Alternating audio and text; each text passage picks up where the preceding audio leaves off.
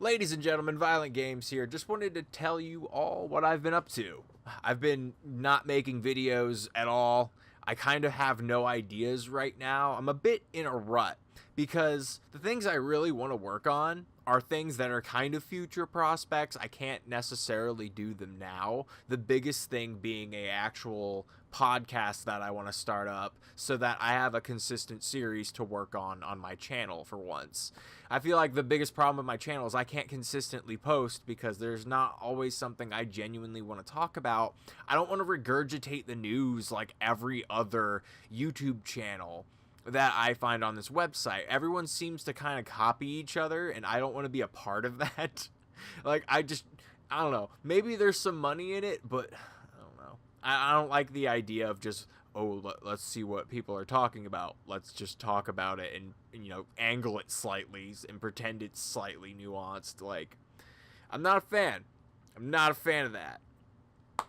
But I want to post genuine content, and I think a podcast is something that I could do because it's very transformative, and it just, deals with a bunch of different topics. Like, I have a lot of ideas for it. I hope that someone's interested in that, and if not, we'll build a new audience off it. I'm always playing the field here because the nature of my content has changed a lot. I realize there's certain things I can't get away with because I started another Let's Play channel just to archive video game footage, and I actually started a Let's Play on that channel, and really no one's showing up to that, which is kind of what I expected, and I enjoyed the first couple parts I did, but recently I kind of hit a wall and kind of realized that I don't have time for this. I really don't. I have a full-time job. I have a hobby outside of video games and YouTube. I just don't have the time to really do a Let's Play channel. Now, I'll keep the channel for the sake of archiving. Like, if I ever do a gameplay thing just for the hell of it, yeah, I'll put it on there for fan service. But I don't really see a point in pursuing a Let's Play type of content, especially when that content, let's be honest, is dead. And I know this might sound like excuses like, oh, you don't want to do the work. You're right. I don't. As an adult with other responsibilities and the fact that I'm doing this move and I actually want to change my life up a bit, yeah, I don't want to do Let's Play anymore. I think it's done. It's had its time, and better content has been created since then. Like, that's why the audience has shifted. So I want to move on to something different. I want to try something else. So I want to start up a podcast with my homie. I want to move out of my current living situation and get to this new apartment. So yeah, I'm excited about that because the recording conditions are going to be much better, which means that I'm going to be able to put out more stuff and I'm going to be able to do more within that space. I'm just really excited as a person because whenever you're held back creatively in anything, it will fucking haunt you until the day you fix that problem. It will. I don't know if you've ever done anything creative. That's just how it works. It will haunt you until you fix that situation. So that's really what I'm up to. A lot of things going on in real life. Let's talk about video games before I get out of here. Let's talk about some video games. What have I been playing? I've actually been playing a variety of things. Like, I've been playing Dark Souls, which is a really good game. Though I gotta be honest, guys, I'm gonna trigger some people. I actually don't enjoy Dark Souls as much as Bloodborne and Dark Souls 3. The reason for that, hear me out, I think those games are better video games, while Dark Souls is like a better allegory in a very interesting interconnected world but at the same time, that interconnected world doesn't really complement any of the levels, in my honest opinion. It kind of feels detached and weird and kind of grindy in some points. Those are my only criticisms with Dark Souls. Other than that, it's one of the best RPGs ever made. And I'm saying that playing it on a Switch. I actually got the Switch version because I thought it would be, one, it would keep me at 30 FPS, which is what Dark Souls 3 is on PS4, which I haven't beaten because I wanted to play Dark Souls 1 first. And I wanted to make it more difficult for myself, really, is the whole point. I might have said that. Look, too much grass. But, dude, Dark Souls is amazing. It really is. I can see why people hold it up in such high regard, but I do feel like a bit of it is nostalgia. Because, like, the gameplay of Dark Souls is very simplistic. But anyways, that's all I really have to say about Dark Souls. I actually enjoy the series more as a whole, playing the first one, so it's definitely worth it. Dark Souls 2 ain't shit, by the way. Can I just call that out? That game shouldn't even exist. You should just ignore it. It's like... I don't know. I don't know what they were thinking with Dark Souls 2. I don't know. Some people like it, though. That was the first Souls game I played, and that's why I was kind of turned off by the series. And then I got 3 on, like, a super sale, and I thought it was amazing. Then I went back to play 1 because everyone in the community is like, yeah, 2's just bad. And I'm like, oh, that was my problem. But, yeah. What else have I been playing? I've been playing some Okami on my Switch as well when I'm, taking my breaks at work. Whenever I'm stressed out, I like to play a game that isn't, like, difficult almost at all. And Okami it is just that. It is so chill to just play Okami and just de-stress and enjoy the world and the story and some of the combat mechanics and not really having to worry about difficulty. It is luxurious. If I was to define Okami briefly, though, I would say it's like the best Zelda game you've never played. It really does feel like a Zelda game in and out. I mean, if you had to compare it to a Zelda game, of course you can compare it to Twilight Princess, where you use the wolf mechanic. But come on, everything from Twilight Princess came from Okami. Guaranteed. Guaranteed. So, Okami on Nintendo Switch. Yeah, I'm really glad I'm playing the game. The PS2 classic. Yeah, I've been putting off that one for a long time. I originally got it on PS4 and never played it and wound up selling it. And I felt bad about that purchase, but on Switch, because of that touch screen, the drawing mechanic is far less annoying. And playing it on mobile mode is by far the best experience you're going to get graphic-wise. Because blown up on a big screen, Okami doesn't look good to me. It looks blurry, and I hate the aesthetic. But on a condensed screen, it looks appropriate. You can kind of see everything a little bit better. The pixels don't feel as expanded.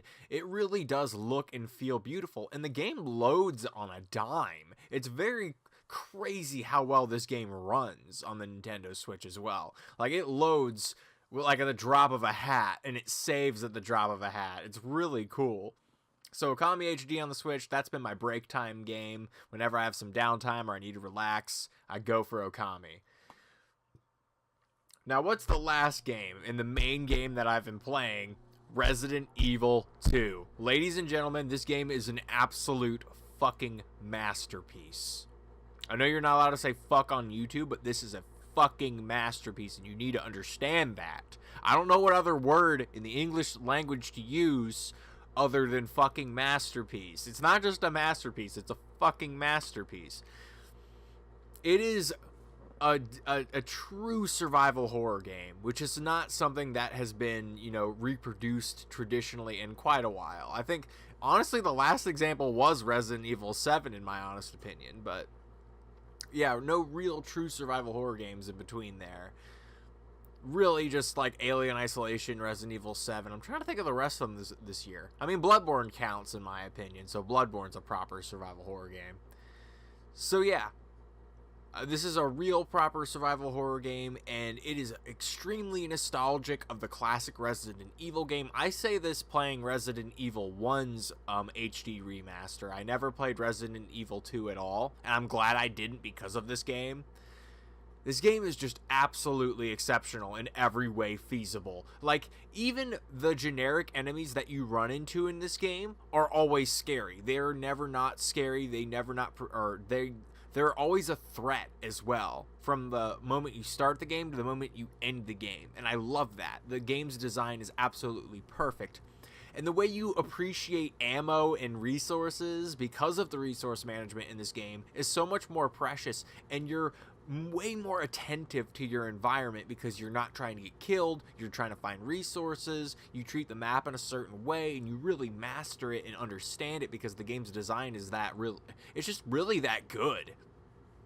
And then the amount of content. The second playthrough being so different from the first, but also reusing the same space in a way that is just really, really effective. and it offers you additional content in terms of narration and everything else. The game is exceptional. The gameplay is rock solid, like literally nothing fails in this game. It is one of the most perfect games ever, even with the cheesiness of some of the lines, because the game was from, it's kind of a remake of a game from like way back in the day, so some of the dialogue's a little meh, and some of it like randomly hits, which is weird.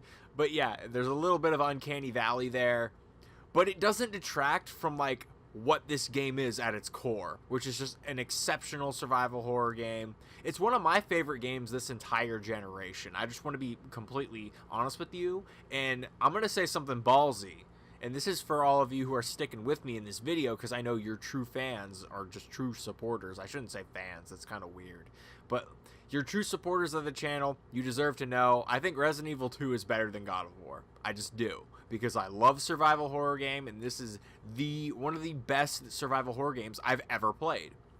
And I keep hearing this sentiment going around that video games are dead, or that video games are on a decline, that there's going to be this video game crash, is what I keep hearing. While that could happen for like some AAA developers who won't dig their heads out of their asses and keep running projects into the ground, that might happen to them, but video games are not dying. Like, we've had massive success with games like Horizon Zero Dawn, Marvel's Spider-Man, God of War. Now we have Resident Evil 2 being another exceptional Resident Evil game. 2 in a row, by the way, with Resident Evil 7 being just an absolute freaking masterpiece within its own right, being an entirely different product almost, but still maintaining that Resident Evil feel, like 2 does as well. Oh my god, 2 is one of the best games ever. Just the attention to detail and everything in this game. It's like they thought about the game first, and then they added everything else on top of it. They're like, we wanted to make this experience, everything else is supplemental. God, it's so fucking good. Like, literally, the damage you do to freaking zombies when you shoot them is so visceral, and like the impact of every little 9mm bullet you land on a zombie is just visible. It's so fucking cool. Anyways, guys, that's what I've been up to. I've been playing an insane amount of Resident Evil 2. I'm getting so much value out of this game. I've been playing some Dark Souls, and yeah, I'm thinking about life. I'm thinking a lot about life, because a lot of change is coming. I'm really excited. I can't wait to get in that situation so I can start producing more content. We're looking around March. That's what we're hoping for. We need to hear back from them. We already put the money down, so it's hopefully going to be set in stone soon. Anyways, guys, this is Violent Games, signing off.